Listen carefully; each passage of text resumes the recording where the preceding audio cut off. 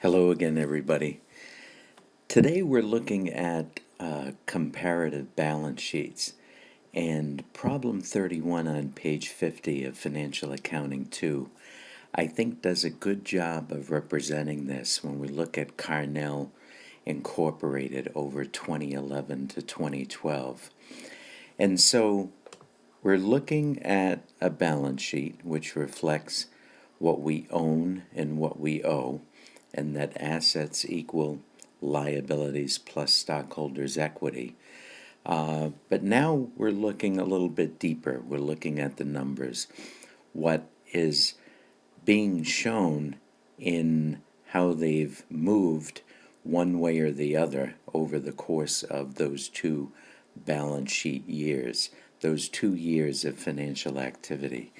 So when we're looking at horizontal analysis between those 2 years, it's actually showing that total assets were pretty stable, where I have circled there with only a 1.8% increase from 2011 to 2012. But then there are changes in the assets, because when we look at current assets, we see them going down 30.8%. So that's something, that's a trigger for us to look at why assets have reduced in 2012. Long-term investments, that has increased 25%, and land has increased 50% from 200,000 to 300,000. What this may be telling us is that the company's using its cash and its collected accounts receivable to purchase more investments and land. Now, below, we see that total liabilities increased a full 66%, 2/3, from 2011 to 2012. And most of that came from increasing the bond debt, which is the 400% number, from 25,000 to 125,000.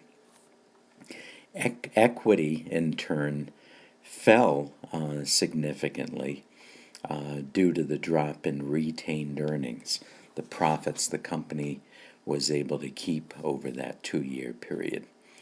So, to summarize, part of that, the horizontal analysis shows us a shift to more longer-term assets, and a shift from the equity side of the equation to more in liabilities. But if we were to further analyze this, then it might be that investors and others, like creditors, would be concerned about the company's ability to pay its obligations, and especially in the short term, where we're looking at that reduction in current assets. If we do vertical analysis, it's going to be showing us the same things, with a higher percentage of liabilities to assets and a lower percentage of equity to assets in 2012 from 2011. So this adds to the picture of things, and it continues to make us think about the questions we need to be asking when we're looking at these numbers, when we're seeing shifts in certain categories from one year to the next, or even longer periods of time. It can be a very interesting way to look at the full financial picture of the company.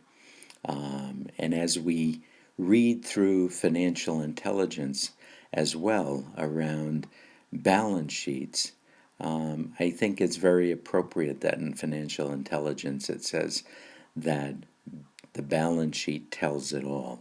It's the full picture. Of course, we need to be asking additional questions. We need to be investigating further and looking at some transactional data then to find out exactly what's going on.